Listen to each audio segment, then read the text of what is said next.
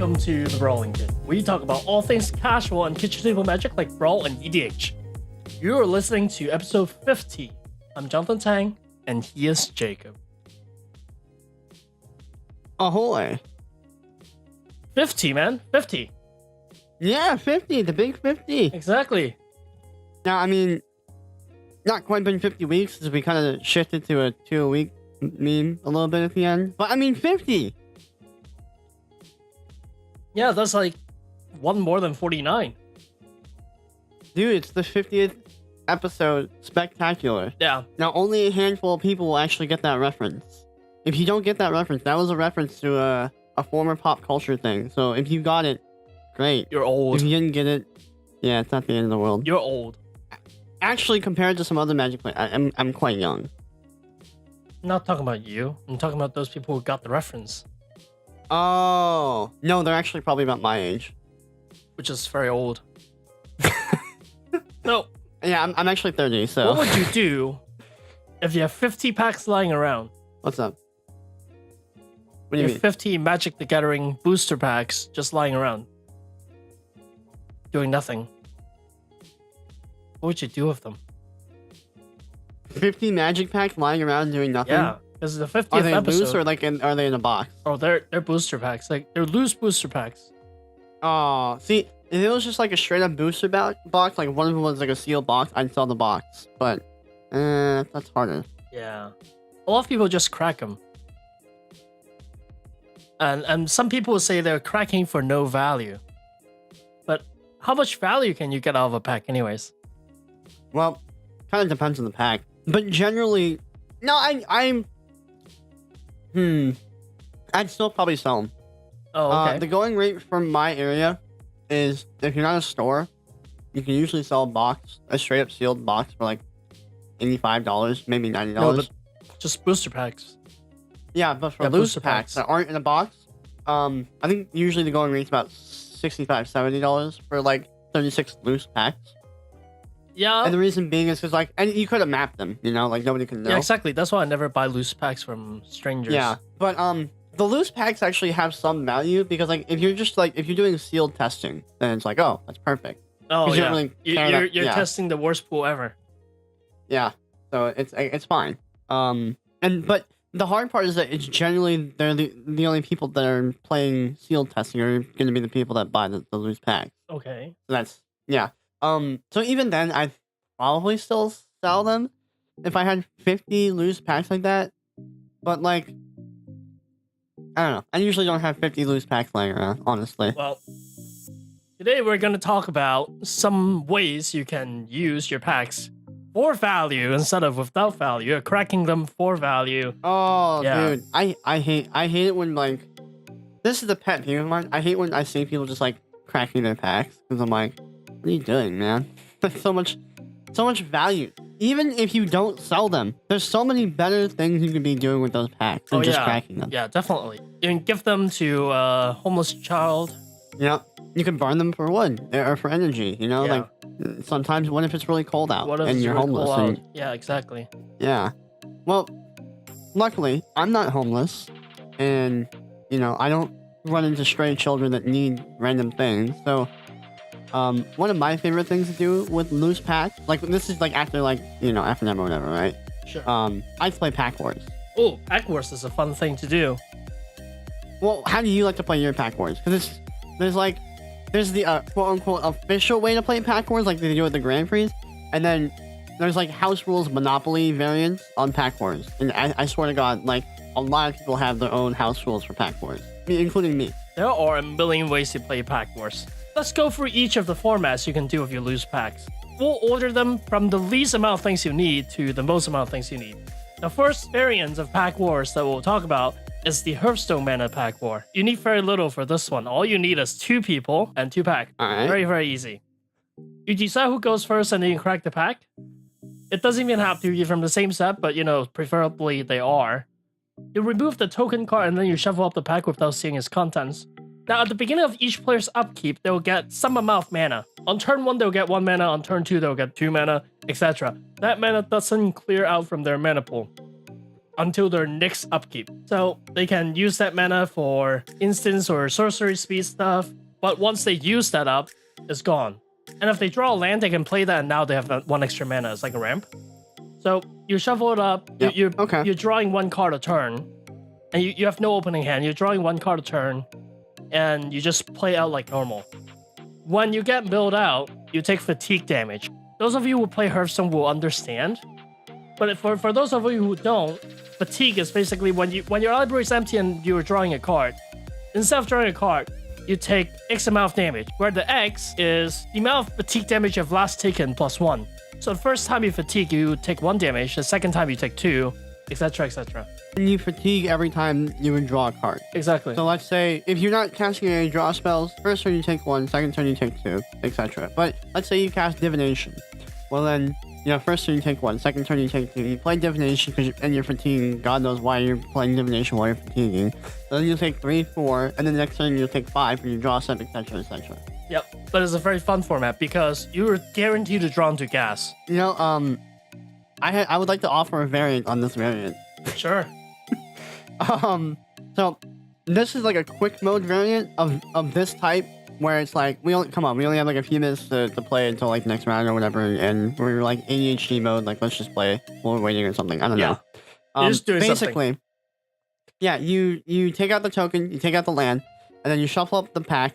Okay, and instead of Hearthstone mana, everybody has unlimited mana. I mean, you only get 1 card a turn. So just like you like play the top card of your library every turn. Wow. Or if you have like you draw like an instant, you can hang on to it. Yeah, you just have unlimited mana. And this is like it's not as fun, but it's like this is just like we want to do something for like 2 minutes. Well, and like different from Hearthstone mana, that one can be very broken because if you have unlimited mana, and if you draw into like Fireball, you just win the game. Oh yeah, no, yeah, that was the thing. Yeah. Yeah. Typically only done with standard packs. Yeah, that wasn't a problem. And I had a friend of mine do that when we had to return the Ravnica pack, and he had the Sphinx's Revelation, and I'm like, oh, okay, that's all pretty right. He was both happy that he opened the Sphinx's Revelation, and he was happy in the game that he had the Sphinx's Revelation with unlimited mana. Yep. So Cross whole deck. He won that game, by the way. Spoiler. Oh, surprise. Yeah, but I mean, it's a good thing to play if you just have like 2 minutes to kill real quick. Yeah. And that's compared to like the mini master version of Pack Wars, right? Yeah. And so with the mini master version, 2 people, 2 packs, and 6 of each colors of all the basic land, and no waste, unless you need waste. I don't know. Hopefully you're not playing a set that needs waste. Yeah, why would you play off the Gatewatch? You should keep them unopened. Because they could have an expedition in there. Yeah. Anyways, you take the token out, you take the lands out, and then you shove 3 of each basic into your pack, and you just play normal. So you draw 7, and it's just that's the mini master version. That's like what they play at the Grand Prix. Yeah, that's the official way of playing Pack Wars, so to speak. Yeah. I hate that way, by the way. I'm not a fan. It feels very, very slow. And if you're unlucky, you can literally get stuck on lands and after lands because you just have nothing. So I don't like it, but that's the official way. Yeah. And like what if you draw into something that needs like 4 blue? You're screwed. Because you only have 3 islands. Yeah, you're screwed. Or hope you had like a way to generate a 4th blue in your deck somehow. Yeah, jeez. Yeah. It's tough. And here's my version of play Pack Wars. Okay, this is my ideal Pack Wars scenario. Okay. In my opinion, this is the true Hearthstone mana. And this one, it's still Pack Wars, but it needs a little more setup, just a tiny bit more. So, you have enough basic lands off to the side as you need. So, no limit, just enough to play with, basically, of all colors. And you need 2 players, 2 packs. You take out the token, you take out the land, you shuffle up, and then each player draws 3 cards. Okay? And every turn, you get to play 1 land off from your side pool. And you can pick any land, it doesn't matter. And then you just play normally from there. What do you have? Cultivate. Oh, so for the cultivate kind of cards, we just said just get it in a land. Fine. I see. Yeah. And this was fun because you're not drawing your mana. You can never get flooded, and you can never get screwed. It's truly the Hearthstone way. But at the time when I developed this mode of playing Pack Wars, I didn't play Hearthstone at the time, so. But Yeah. I didn't know exactly how much of a design genius it actually was. But actually, that happened. Yep. And that's my favorite way to play Pack Wars. I don't know about you. Yeah. Oh, I think we need to clarify about the Hearthstone mana about the color type because we just said one mana. We didn't say what type. It's any type you want. Yeah, anytime. Yeah. Anytime. So there's no color restriction in the Hearthstone mana variant. Truly the ideal that we're all striving for, being colorblind. Yep. So anything you can do with your loose packs is what's called the Winston draft. For this format, you need 2 people and 3 packs per person, alright? This draft format is developed by Richard Garfield himself, so you know it's gonna be great. And the way it works... I mean, it's terrible, but go on. Well, the way it works is you shuffle your packs, all the packs, into one giant pile. Well, of course, you take out the tokens, you take out the basic lands and whatnot. You shuffle them into a giant pile, and then you move the top 3 onto the table, alright? So you move the top one, you lay it into a separate pile, the second card, and then the second top card into a second pile, and then the third top card onto a third pile. So, player A will look at the first pile. They'll either be like, oh, I want this card. In that case, they move it into their hand, and then they replace that card from the top card of the giant pile. Or they don't want that card, so they put that card back down, put the top card of the giant pile onto the first pile, and then move on to the second pile. And then they'll do the same evaluation for the second pile and the third pile. And at the end, if they don't want the third pile, they just lay it back down, they replace it, and then they just take the top card of the giant pile, and then the next person will draft, and they keep doing it until all the cards are gone. It might seem a little wonky when you first start it, but like it's actually there are elements of strategy that you see in like a regular draft. So like if you take a pile, or if you're looking at a pile that someone else has already looked at, you can kind of hypothesize. It's like, oh, they didn't want any of these cards in this pile. Why is that? Yeah. Now, here's a really this is a nice twist on this format, because my friends and I, after we played the crap out of this draft, we're like, it's a little boring because it's the same. I mean, because we played it a lot. So this is a twist that I added onto the Winston draft, and this only really matters if you play Magic quite a bit, and you're somewhat experienced at like reading a draft table. When you put the top card into the pile, normally you're supposed to leave it there. Okay? So that way when the player looks at the pack, they know, okay, they don't know what the back card is though. What we did was change the rule where after you add the card to the pile, you shuffle the whole pile. What does that change? So now you don't know which card the other player that declined the pack. You don't know which card they don't know about. No, they do. Well, if there's only 2 people, they do. No. So like, okay, so let's say you have pile A, B, C, all right, and then you have 3 cards in pile A, and then player A looks at pile A, declines pile A, then moves through. Let's say he takes pile B, the second pile.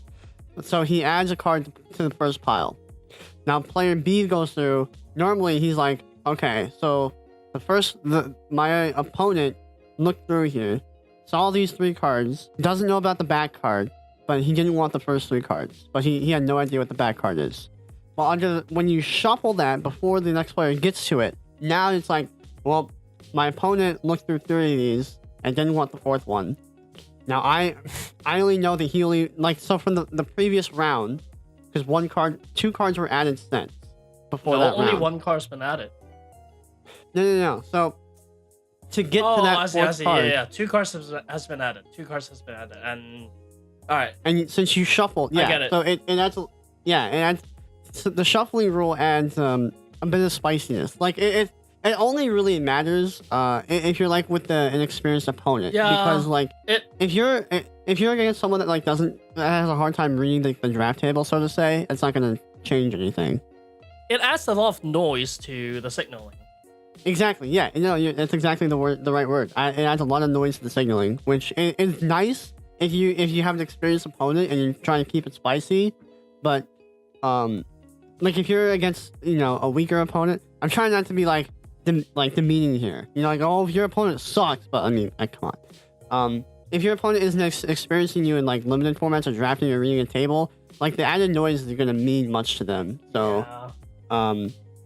That was just something that I did with my friends because we played a lot of limited. Yep. But I don't know, maybe give it a shot if you are bored with a typical Winston draft. And adds some more randomness to it, which I normally hate, but I mean if you're playing with friends, why not? Yep. So next up we have 4-pack sealed. Now this format is kind of known by people who play a lot of Magic Online, because a lot of times Magic Online will host like 4-pack seal events, and the way it works is it's the exact same thing as 6-pack sealed, except you build a 30-card deck instead of a 40-card deck. So if you have a lot of packs lying around, well, you can just have a 4-pack sealed, and it's a quick way to get some magic in. It's not cracking without value, and You only need 8 packs instead of 12. only 8 packs instead of 12, and now you actually have a reason to play mill. Yeah, good luck with that. Dude, I wish that they had a regular 6-pack sealed, but only 30 cards. That would be quite busted. Well, yeah, because I mean, like, your deck is, like, hyper streamlined now, which is great. Yep. And I think that would make a lot of people that hate sealed, like sealed a bit more, because your decks are more consistent. Yeah, definitely. Yeah, I don't know. That's just my 2 cents on that, but I don't know. I'm not been a fan of 4-pack sealed that much. I mean, to be honest, I haven't played it that much. Then I normally don't just have like 8 packs lying around. I think if I have more than like a couple packs, I probably like won an event or something, and I'm like, well, I'm gonna sell these. But You're lucky to live in somewhere that that has people who buy loose pack, because I don't think I'll ever buy loose packs first off, and I don't know anyone who oh yeah, would. no, it's kind of a niche market a little bit. It is, because like I said, the only people that are gonna buy loose pack like that are the people that like want it for sealed testing, and or people that like don't know any better. Oh my god. And we try not to start with the people that don't know any better because they can feel kind of like scammy, Yep. Yeah. Well, But yeah, that's just me. Well, okay. The next format. Oh, this one is a fun one. Wizard's Tower. What is Wizard's Tower, Jacob? Isn't that the place where Wizards of the Coast resides and they do all the developing and testing and things in there? Did I get that right? So Wizard's Tower is a format. I feel like I totally just missed the mark on that, but okay. So Wizard's Tower is it is a format where it's a very interesting format. So I don't know if you call this a limited format, well, kind of, but you need 2 to 5 people and 9 packs and 16 of each basic land. All right, you crack your packs, you take out the tokens, you shuffle the lands and the cards into a giant deck. All right, you have one deck, all the lands and all the cards are in there, and then you determine who's gonna go first. By whatever means you want. Each player will get 3 cards from the top of the library, and then you share a library. All right, you start with the first player. Each player may discard any number of cards and redraw that many, and that's the mulligan. Once all players have mulliganed, you shuffle all the discarded cards and put them back on the bottom of the deck. And you put the top 7 cards of the deck face up in the middle of the table. And then that deck becomes a library that's shared by all players. And that's the setup. When you're playing Wizard's Tower, your draw step is different. So you're choosing one of the face-up cards. One of the seven that we talked about earlier. You choose one of the face-up cards and add it to your hand. If there aren't any, you put the top 7 cards of the tower face up in the middle again. and then you choose one. And once you get the face-up card into your hand, you draw the top card of the tower. All players will share the same library and the same graveyard. If you cast a spell that targets a card in an opponent's graveyard or manipulates the top card of your library, then those cards affect the shared library or graveyard. The face-up cards are not considered in any game zone, and you just play. You play until you're the last one standing, because it's a free-for-all format. And the reason why that sounds extremely scripted is because I was pretty much just reading from the wiki of the Wizard's Tower. I'll show. Can we not sound scripted? Is that a I'll thing? link it down in the show notes so you can read it yourself if you want. Wow. Terrible. So lazy. Dude, I mean, it's a complicated format, but it's really fun. You should try it out. No, it is. I'm not personally got to play this, but I watch my friends play it, and it looks pretty fun. Yeah, and the best I part... kind of wish I had joined in, but they were like, who wants to play this? And I'm like, maybe. And then someone's like, oh, I really want to play. I'm like, I let him play. And like, he really wanted to play, and I had no idea what it was, so, kind of regret that, though, honestly. And I've not had an opportunity to play it, like, since, and that was so long ago, so, yeah. Another thing you can do with your loose packs is actually Chaos Draft. Chaos Draft? Yeah, and this is another GP event. Yep. But basically, you need approximately 8 people. You don't need exactly 8 people. 6 people will do. I don't like to go below 5. I don't even like playing with 5. Like 6 or more preferred, but like, whatever. You do you. And 3 packs from any set per person.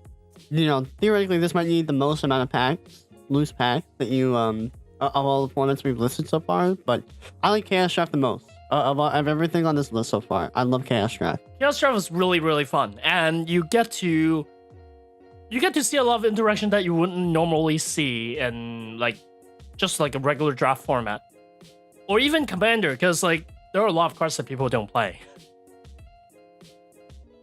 Yeah, and you get the benefit of internal formats where you're mixing and matching stuff. And the thing with Chaos Draft is that you get to see those weird interactions that you would literally never ever see, but you're not in the power level of EGH or Modern or Legacy.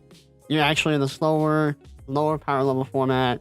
You actually have to play out games. And you don't get those get out of jail free busted sweepers, or maybe you do, but not really. Yeah, and the archetypes that you want to go for is generally what the Carlos would do. And my favorite archetype is Blue-White Skies, because if your opponent didn't draft flyers, you just win.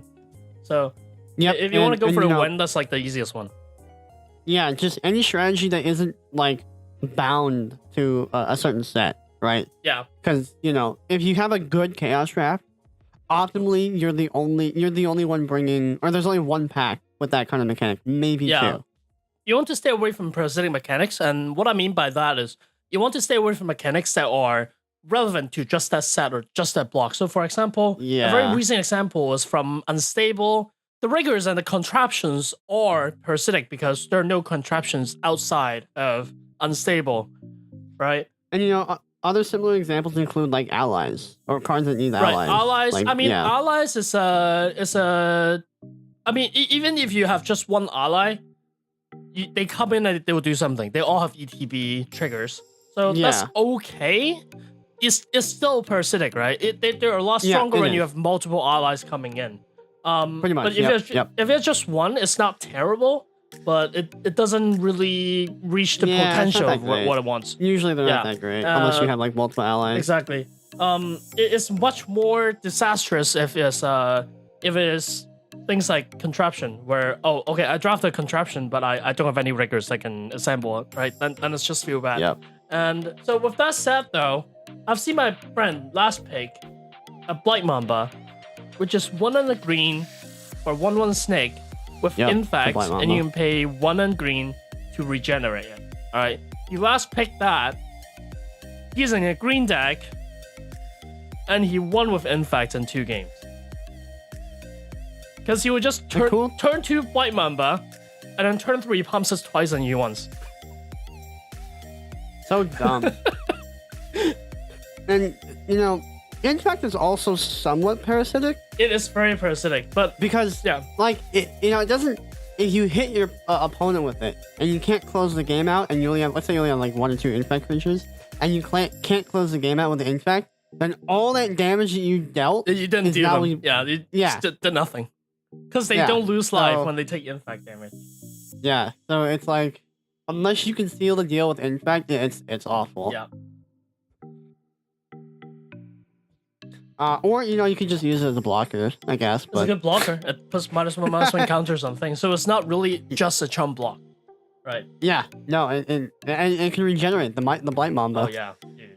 Yep. Exactly. The Blight Mamba, the big old I'm snake. surprised it made it into his main deck, but since he won with infect, I mean, it must be something.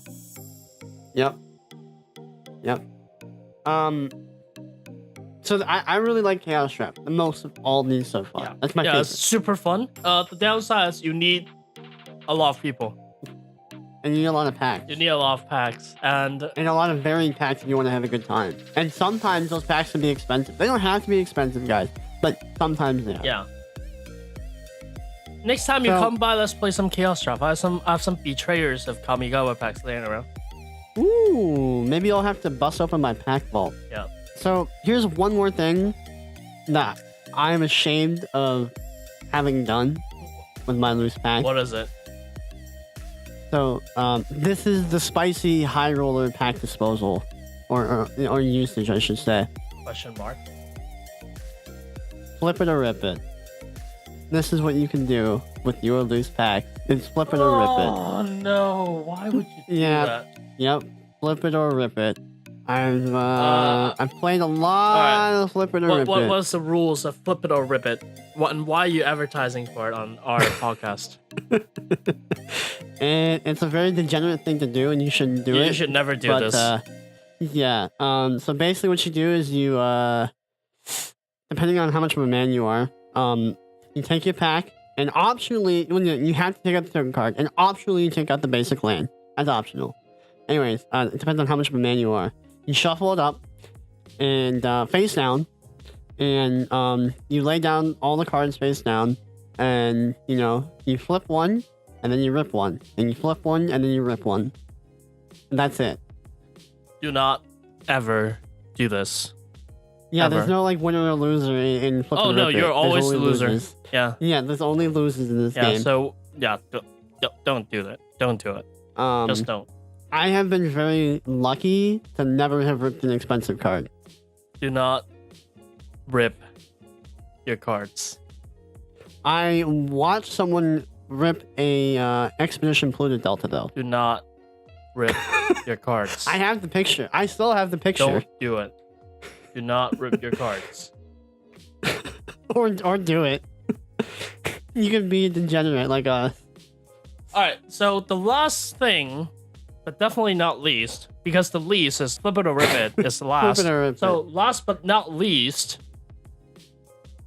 I have Magic Poker, and this is a kind of, it's borderline gambling, but it's Magic, so it's never gambling. Magic right? is gambling. Yeah, it's not. There's no borderline about it. That- If you've ever entered into a tournament and paid money for it, it's gambling, not in the legal sense, Yeah. but it's All you're right, gambling. But this format is very popular amongst my finance community. Like the Magic finance people like playing this. The people that should just move their money into boring S&P Yes. things, yeah, I So gotcha. they'll each open a number of packs, but each player opens the same number of packs, and then they'll look at everything, right?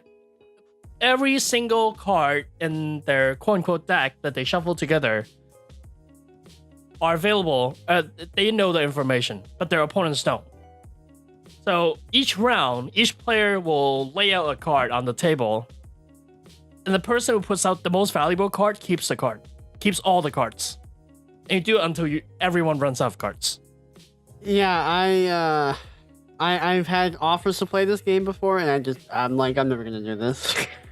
I don't have good luck, I feel like, when I open my stuff, so I'm like, I'd rather have pennies than no pennies. Yeah. At least I can sell my bulk, but then I just lose my bulk. Yeah.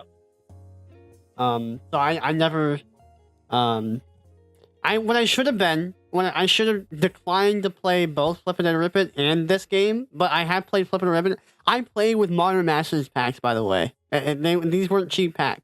You're insane. I'm playing with new packs. I think the most expensive thing I ripped was a lightning bolt. Thank God. All right, and that's about it for today's episode. Let us know what you think. What do you do with your loose packs? Did we miss anything? Let us know. You can let us know on our social media. Find us on Facebook, YouTube, and Twitter at Brawling Pit. Find us on Reddit at r/Brawling Pit. You can email us at brawlingpitmtg@gmail.com, or you can visit our official website at brawlingpit.com. As always, I've been Johnathan, and he's been Jacob. Do not rip your cards.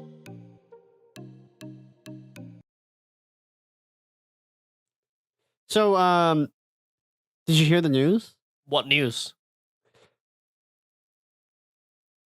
Nexus of Fate is banned on Magic the Gathering Arena. Dude, I have heard the news. I mean, I felt the news. I felt the news too. I can feel like I'm not losing 30 minutes, 40 minutes every single game when I run into those kind of decks. I mean, the Teferi Fog is still around, but now they cannot loop their Nexus of Fate, which is great. And you know, what I really like what they did with this, it's not banned in paper. It's just banned on Magic the Gathering Arena. Oh, I yeah. love it. Oh yeah. Yep. I love it.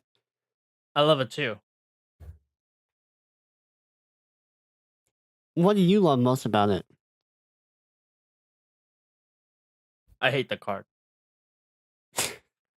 Hopefully they banned it in paper too. I do want it to be banned in paper too. They actually talked about banning it in paper, but they didn't. Because the deck is actually not that great. It doesn't even have an over 50% win rate. It's just annoying to play against. And that's the reason why it's banned on Arena Best of 1, because, you know, when you run into that deck, you're just like, I really, really, really don't want to play this game. And the viewers are like, I really, really, really don't want to watch the stream. Right? They know. I'm really glad that they're being proactive with this rather than like sitting on their hands and like, well, we need more data. Yeah. Yeah, I'm so glad that they did something. In paper, you know, in paper it doesn't matter, because if you're streaming paper Magic, you're like a GP event or something where those players they signed up for it. They signed up to play against Nexus of Fate, right? Yeah. But the viewers will be okay because it won't be like an infinite loop, and you know, they'll play it out. But you know, the commentators, you know, the commentators they're gonna do a good job. When you're streaming and you're playing against Nexus of Fate, you are the commentator. You're a commentator and you're falling asleep. So and you know, yeah, and Nexus of Fate is like basically like just not really played in paper anyways. So yeah, for now, I mean, it could change, but for now, it's not really played in paper. So, you know, I'm glad, because like if they didn't do anything, like I'm not saying I foresaw this coming, because they've never ever had like a separate ban list like this before. They haven't. No. You know, like same format but like different like mediums of how to play. Right. They've never done this before. They've never just banned something on like Mitgo and left it fine on paper. They've never done this before. So, I can't say I saw this coming, but like I feel like if they didn't do anything, I'd probably start getting flashbacks to the Hearthstone like balance team where they sat on their hands for like a literal year about Druid. Like Ultimate Infestation. Ultimate meme infestation. Yeah. It's like I'm glad that they're being proactive about it, and they're also being, well, I don't want to give them too much credit because then it'll go to their heads. But I want to say they're being somewhat proactive with the MTG Arena changes, like pushing towards MTG Arena aggressively, like they are. I want to say that they're being proactive, but at the same time, if you look at the facts, like maybe I think they probably should have started this process like actually half a decade ago. But yeah, I don't know. But yep. Thank God it's gone. Thank you. Yeah. Stay gone. Nexus of Fate. Stay gone.